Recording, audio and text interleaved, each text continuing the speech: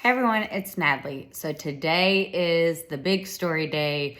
I know my few videos, I was telling you some things were going down in my life, and a lot of the videos I've been making reflect that. So today, first, I want to say that I hope you're doing well. I hope you're using some of the techniques I have been teaching you guys in your everyday life. But I have a good story. And y'all are going to think that I was being weak, which I wasn't. I had a big plan, a big scheme to teach my husband a lesson. So, as everyone knows, me and my husband have went no contact for a few years. Well, my husband started to really guilt trip himself into thinking that he needed to see his parents one more time, or at least be able to speak to them off and on, with set boundaries and having very service conversations with them. And he asked me, Natalie, would it be okay? The reason being is that they're in their 70s. I'm afraid they're going to die. His dad just got a heart disease. And of course, his mother is always playing like there's something wrong either with his dad or him or his brother, trying to guilt trip him back into contact, whatever. Well, it kind of worked, because all of a sudden he wanted to be back in contact with them, very surface, very dry conversations with them. So he didn't have the guilt on his conscience if they die and he never spoke to them again. And I said, whatever, that's fine. But remember, me and my son will not be in, have any relationships with your parents, and we're no contact. He was fine with that. And I told him, I don't want him to hear about it. If they ask about us, we're doing fine. Do not tell them anything about my son, my life, our marriage, nothing. He agreed with that. So the story is, he has been in contact with them for a year. And he went over to their house the first time in many years to visit them and to actually lay the law down with them. That was the main goal, is going over there and telling them what they have done, why we're in this situation. And before he went, I coached him. And I said, Jared, you know why we're in this situation? Because you never laid the law down. You never laid the law down. And that's the problem why we're here. Even though he has stood up for me throughout these years, but the way that he stands up to me is like a 6-year-old talking to his parents, trying to lay laws down with the parent. And all parents know that if your 6-year-old came to you, you don't care what they say, trying to lay down a law. Now, you respect what they say, but you're not going to go by what they say. And that was the problem throughout the years of him telling his parents and confronting his parents about how they treat me, because they really didn't care. So what he did is he went over there, had a conversation after many years of not seeing them, and laid the law down. He literally slammed his fist, telling his mother, Mom, you can't tell me to divorce my wife. That's the problem. I don't want to hear it. I'm your son. That's my wife. And my family I created will always come first. I will never leave my family for you. He literally told them that. Of course, his mom was crying. And he slammed his fist on the table. And this is my husband has never done this with his parents. He's never really just laid the law down. And basically said, I don't want to hear about it anymore. The way that y'all have treated me and my wife is ridiculous. It has caused harm in our relationship. It's caused harm in the relationship I have with you. This is why we haven't spoke to you. And Mom, I'm really upset that you came to me and told me to divorce my wife after she was sexually assaulted. That's just dead wrong. I can't believe he said that. Now, I don't know if those are the exact words he said, but that is what he said to him. And she started crying and saying, well, I didn't realize we were doing that to you. That was never my intentions. I am so sorry for treating you and Natalie like that throughout the years. That's bullshit. He knew it was bullshit. He didn't fall for it. So he comes back from that. And all of a sudden, I start seeing my parents invited all of us over to, kind of just mend the relationship and start all over. And I said, well, did your mom apologize for anything? Well, she apologized to me. I said, no. Did she say that she's sorry for treating Natalie this way? Well, no, but she said that she's sorry for treating, my relationship like that. I said, oh, okay. So my mom wants to know if you would like to start a conversation, basically. She didn't say those words, but in some ways. And I said, no. He goes, well, Natalie, they're really, really sorry. They're never going to do this again. And this and that. I said, oh, really? I said, because every time I've ever given them a chance, or every time they've ever discarded you and me, or every time that they've extradited you out of the relationship, or kicked you out of their life, or whatever you want to call it, every time they got back into our life, they never changed. I said, it didn't even take your mom a year to put the D word, the divorce word, back in our marriage. I said, what makes you think that they're going to change, Jared? And he goes, well, they're really sorry. I said, well, did your mom apologize for anything that she's done to me? No. I said, okay. So I had a big plan to prove him right so he would stop. And I said, okay, tell your mom to call me. Okay, I'll tell her. Well, he texted her and she said, you guys can call me. Oh, no. I don't play that. If you're really sorry, you really want to make up with me, you'd call me. So I said, okay, I'm going to go ahead and text her. This is a big plan, right? I had no intentions of ever getting back into contact with his parents. I said, I'm going to go ahead and text your mom. So I text her how she made me feel and why I was upset. And she didn't text back. So I said, okay, you know what I'm going to do is I am going to apologize for the way that I talked to her through text messages years ago, and see where that goes. Because the whole thing is, if there's no apologies, then it proves my point. So I say, I'm really sorry the way that I've spoke to you.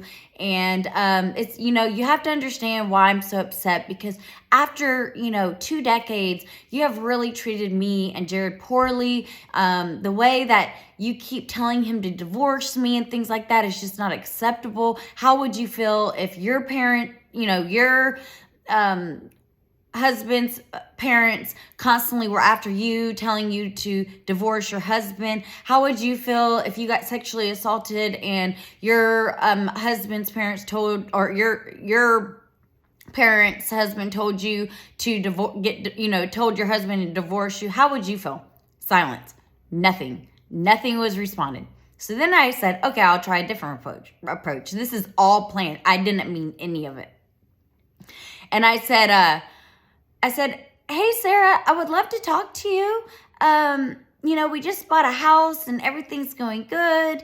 And I would love to speak to you. I'm available right now if you'd like to call. Dead silence. So, okay. So the next week, I texted her. And once again, I laid down some of the horrible things that she's done. And I said, I'm willing to talk to you to work things out if you would like to call me. Nothing. Didn't respond. So I said, babe, I'm trying to show you something. I said, do you not see what's going on right here? Well, she told me that we could go ahead and call her. I said, no, I don't play that. I said, it's just another way of her taking control. So he texts her that Natalie has reached out to you 4 or 5 different times asking you to call her, and you haven't called, and so we can work out everything. And these are the things that she wants to talk to you about, and she feels really bad. I mean, not she feels bad. I don't feel bad about nothing. She really thinks that you guys need to talk before she comes over to your house. And her response was, well, Jared, we already talked about this, and I thought we already got through all of this. Meaning, she was not willing to apologize to me for anything. And the narcissist does this because they know the things that they have done. And they don't want you to point out or talk about the things they have done to you or have to apologize, because they will never take accountability for anything or any actions they have done. And so, by her telling him that, proved to him what I was trying to tell him all along. And after that, he stopped. And it was just like, oh, maybe I was being manipulative. I don't care, because I was trying to prove to him that they hadn't changed. And when I sat there and said, Jared, not only did I sit there and say, call me 4 or 5 different times that I'd like to speak to her. Not only did I try to start, because it wasn't even like, not every single text that I sent her was like, oh, you did this or that. There was actually some really nice text to start a conversation. It was all unplanned. To start a conversation with her, to see if we could build that relationship back. So I show him all the texts, and I'm like, even the nice texts, she didn't respond back to me, Jared.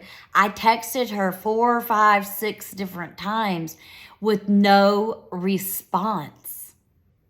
And my husband recognized that. And since then, he has left it alone. He sees exactly what I was trying to tell him all along. Because this is the thing. When your partner comes to you and is saying, well, they're sorry for what they've done, but they're not willing to apologize to you or address the situation, instead invite you to their house to sweep everything under the rug without talking about the things that need to be talked about first, is because they do not take accountability for what they've done. And they know what you have to say and point out to them. They already know that it makes them look like a bad person. And they are to you, they are better than you. So they don't care what you have to say, because everything they've done is justified in their mind. And so I played along with this little game so my husband would see, because I knew when he got back into contact that this bullshit was going to happen again. And so I wanted to prove to him that her narcissistic attitude or NPD never changed, even though she cried and apologized to him and all this stuff, that it was never going to change. And I even told my husband, I said, I'm going to text your mom, and I'm going to tell you right now, the very first sign of her narcissistic behavior, it's done with. It's done. And he agreed. And they really expected me to go to their house after everything that was done before talking about or having any conversation or apologies about the mistreatment for 22 years, because they are too narcissistic. They think what they have done to you, they were in the right. And so I played along with my husband's little mind games that was being played on him to prove to him that they have not changed. And I brought up other things that have happened in the past to prove to him that even if we got back in conversation or back into a relationship with them, that nothing would change, that it would only take days, weeks, months, maybe a year for us to be back right in this situation that we're already in, and that I was not willing to be abused anymore.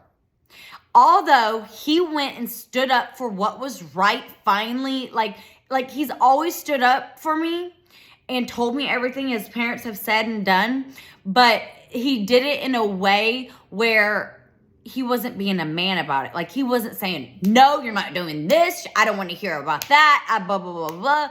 And so when he acted like that, his parents really didn't listen to him. Now, going back to when he was being a man a few months back when he visited them and slammed his fist on the table and literally yelled at him. They didn't care. His mother was crying, not because they hurt us, not because of what they've done, but because they want something that we have. And that is their grandchild. And that is them having Christmas holidays with their family. And them not being alone. And them getting their narcissistic supply again. And all this other stuff that they've been missing out on for these years they hadn't been in our life. And I proved this to my husband. And today's video is to help you. Show your husband, if he is in this state where he is wanting to include you, if you want no contact, you and your children, include you back into that relationship because there was apologies given to him, but not you. What you do is you can play this little game for a minute and then show him the proof of exactly what has been going on for all those years and show them that, hey, look, I tried, and it failed. And that, I know, guys, it was very manipulative of me doing that to my husband, but it proved my point and it got through to him. And now he's left it alone. And that is where in my videos I was saying that she didn't call me this time. That's the video I was referring to where I had lost my voice because I was sick. And she never called me, guys. She never called. Instead, texted my husband saying she thought all of this was already taken care of and that she already talked to him about everything. You didn't talk to me. Where's my apology? And my proof is that they will never apologize to you. If they apologize to your spouse, it's all a ruse. It's all to get back into your life to do exactly what they've always done. Because when I was pregnant and she got back in my life and apologized and oh, we'll treat Natalie. Y'all are married now. She's having your child. We'll treat her so much better. She's family. Da da da. It didn't take her a year back in my life to start telling my husband to divorce me because I was sexually assaulted. Then some other crap happened and she called me because she went on my Facebook and I had a video, and I'm not gonna lie, me and my best friend, I don't drink often, but we had drank, and so we were kind of, tipsy, and some things happened on Facebook Live, which first off, I didn't know it was on Facebook Live, and she saw the video. And my friend called me and was like, oh my God, yeah, you're on Facebook, you and your friend. I'm like, oh my God. So I deleted it like within a short period of time, like literally hours. That means she's been stalking me on Facebook. But she called me and asked me, what are you doing on Facebook Live drunk? Blah, blah, blah. And I literally got so enraged because first off, I was very embarrassed that I went on. I didn't even know I was on live. I was really embarrassed. And she didn't take in consideration how I felt. Instead, she took in consideration of what it made her look like, right? So she called me and tried to belittle me about it. And I don't know, I can't remember exactly what I told her, but it was something like, stay out of your business, stay in my business, stay in your lane. I don't care what you have to say. And she hung up on me. So I blocked her on Facebook. Because first off, if you have a narcissistic in-law, they should never be on Facebook, period, on yours. And they should always be blocked because they go on there and start bullshit. Because another time when we actually, when I was trying to fix a relationship with my mother-in-law, I had, at the time he was 1 year old, and my little baby got into my makeup bag and he got the liquid eyeliner and wrote all over his face. And I thought it was the funniest thing. And so I took a picture and posted on Facebook for my family to see. And in the title I put, what a little bad boy. Because I'm hysterically laughing, She called her sister and then called me. First, she called her sister and smeared me about it. Called me and go, Natalie, that is so, like, basically saying that is so abusive. Why would you ever call your son a little bad boy? Not seeing the humor in it. Not seeing my point of view, that I thought it was hysterical that he took my liquid eyeliner and drew all over his face. I wasn't sitting there being malicious about it. I mean, I had just posted it, and within an hour she had called me, but she called her sister first, and she goes, well, me and my sister both think you should put that post down because that's really basically saying it's abusive. You should never talk to your son like that and never call him a little bad boy. And this is what I mean. Like, you should never, ever have your in-laws, regardless if you're in a good relationship or not, on your social media. Well, I guess if you have a good relationship with your in-laws, that's fine, whatever. But these are the type of things that was going on the first year that she was back in my life, and then popping up at my house 3 and 4 different times. And my freaking, while asleep, unknowingly, my father-in-law, and it was nice, came to my house and redid my garden while I was sleeping. So I get out of my house to go to the gym that morning with my son at I don't know, it must have been 7 a.m. So he came over early. And my whole flower beds were done. And it was beautiful. I'm not going to lie, it was beautiful. But nobody told me, I didn't give them the permission. And then another, she just kept popping up at my house, trying to catch my house dirty, and she would say stuff about it or try to clean up when she came over, just popping in unannounced. And then another time, they came over with a pizza from Costco, and they had all this time to call me because Costco was not that far from my house to tell me they're coming over, and they didn't.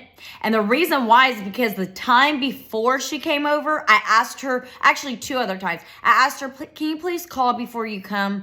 And so then she involved her husband the next time, and they came over with the pizza from Costco, trying to act all nice. But the reason why she brought her husband over with her unannounced is so I would act an ass, so that way everything that she had been telling my father-in-law how nasty I am, he could actually witness it. So when they came over with the pizza, I had the door like this, and I go, hi, what's going on? Oh, we brought you a pizza from Costco.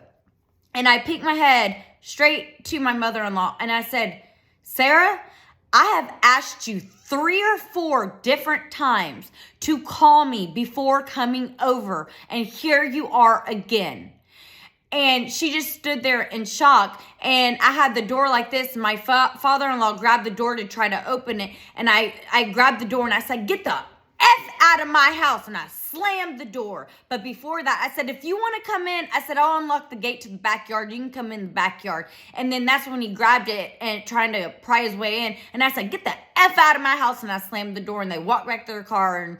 And then all of a sudden I was uninvited to dinner, but my son and my husband was invited, and to Christmas and all this other crap, whatever. I don't care. I'm not going to tolerate someone coming to my house and judging me and trying to catch me with my house messy or whatever. I had a 1-year-old. Of course my house was messy. You know what I mean? She also was the type of person, when we first moved in, wanted the we lived in this duplex in Austin, Texas, and she wanted me to tell the maintenance man to fix this, to paint the walls, to do this, to do that, all this other crap that really I didn't want to do, because it was like, dude, we're living in a rent house. We're only going to be here for a year. I don't really care. But she forced me to do that.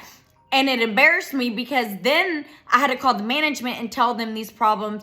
And they're like, well, we're sorry. We only paint when it's necessary, and we just don't think, it needs to be painted. And so it made me look like the jerk, like, oh, I'm uppity up. This isn't painted. You're going to paint it. Blah, blah, blah, blah. And it was because she forced me to, because it wasn't meeting her standards. So anyways, I know I'm kind of rambling now, but these are the type of people that if you let them back in your life within a short period of time, even when there are promises made to treat you better, they will always revert back to their old agenda. The agenda, actually, they don't even revert back to it.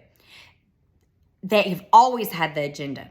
So when they come back in after the false apology and then treating you nicely and treating you well, that any vulnerabilities, anything that happens to you personally, they will use it as an excuse to get their son out of your marriage.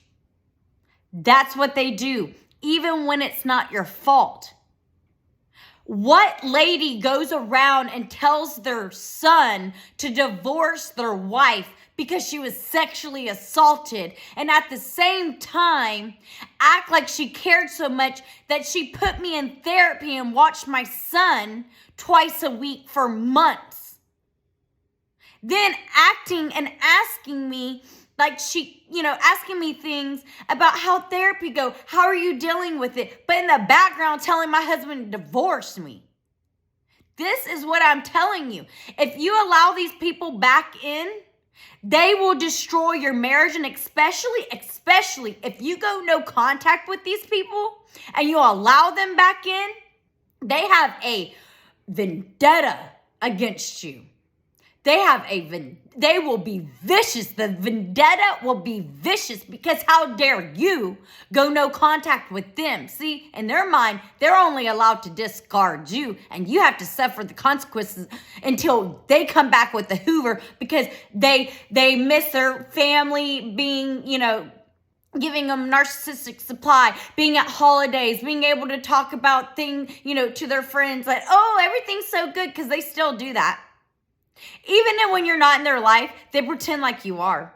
But then what they also do is they go around and smear you, the wife, why they pretend everything is going good in their son's life with them, when their grandchild's life with them, when it's not.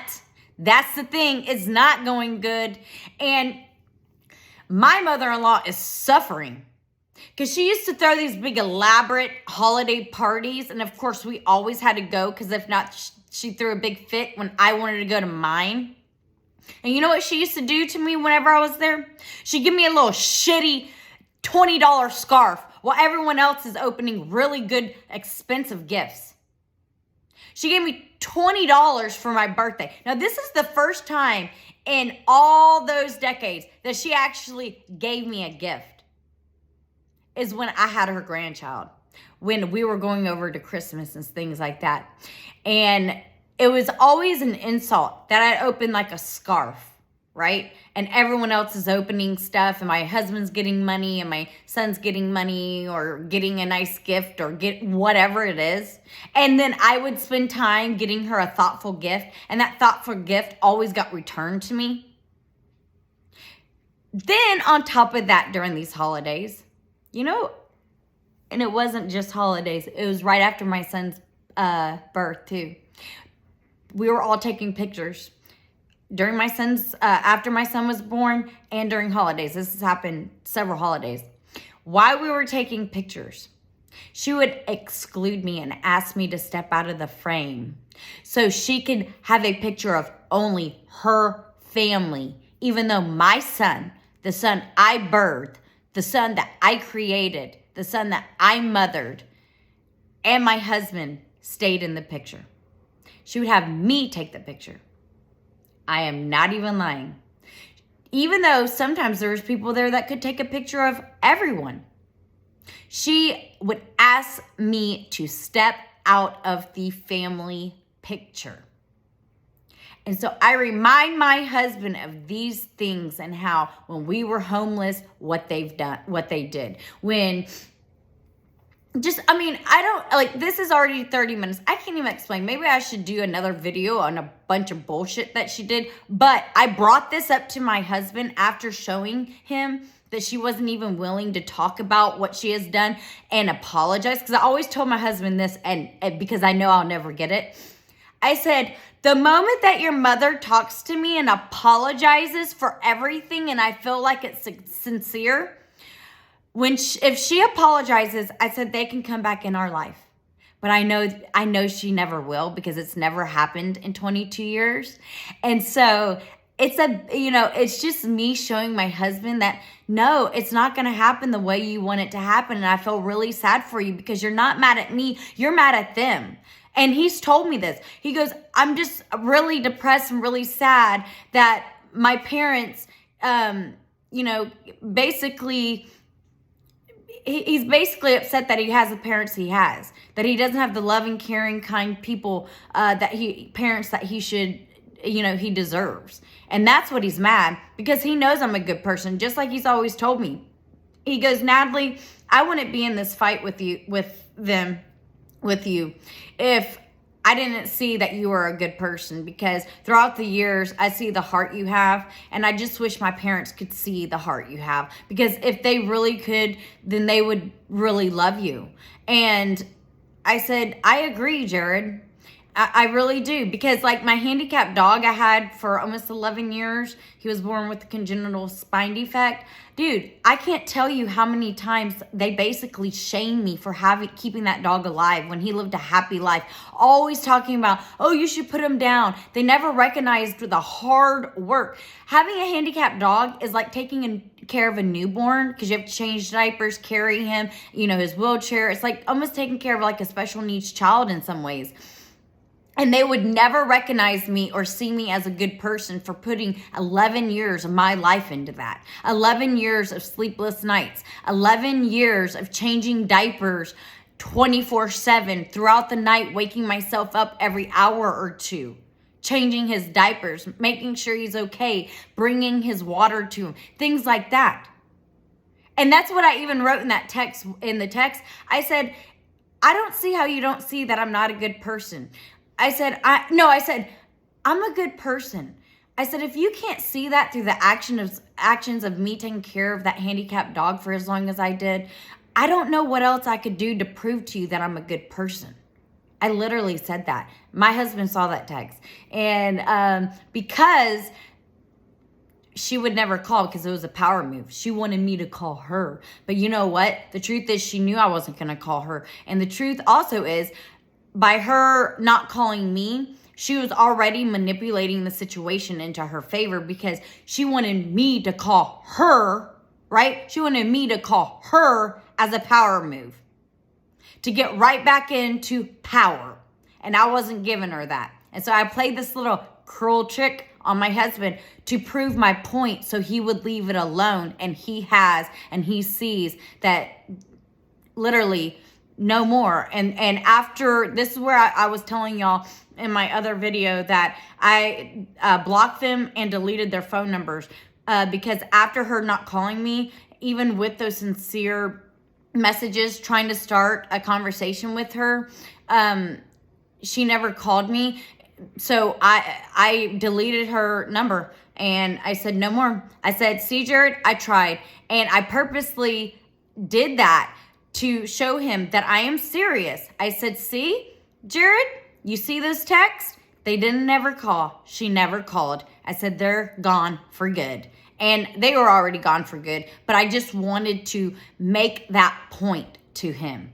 So you could also use that technique if your husband is like, oh, if you're no contact for years, oh, just give him another chance. Pull a manipulative trick like that and show your husband with proof that, look, no, they're not going to change. They won't even respect me enough to call me. Because see, what it is when I gave them a text of how I felt, they didn't care. They didn't care how I felt. And like they've always said to Jared, Natalie can't demand respect. Respect is earned. And it goes both ways, honeybee. It goes both ways. And I've never done anything but be nice to these people. And after 22 years, I haven't earned the respect that should be given to me. That shows me they will never respect me. Never. And that's what I even told my husband in the text. I said, you know what? I said, the reason why I said that I was sorry for, like, I don't know, like talking crap to them, this is years ago, is because I was trying to show my husband that they would never apologize. And this is what I told my husband. I said, Jared, I said, see, I tried. I even apologized when they don't deserve an apology. And I couldn't even get an apology back. What does that tell you, honey? And he goes, yeah, you're right. So he's left it alone. That was a huge mind game I played with him so he could leave it alone. And he is. And that's why I told him, leave it alone, honey. Quit, stop. It's not going to work. Your parents don't respect me. They don't want me back in their life. I don't want them back in my life. Why are you doing this? And now he sees it, and there's been no conversation had since. Peace, love, harmony. Bye, guys. Love y'all.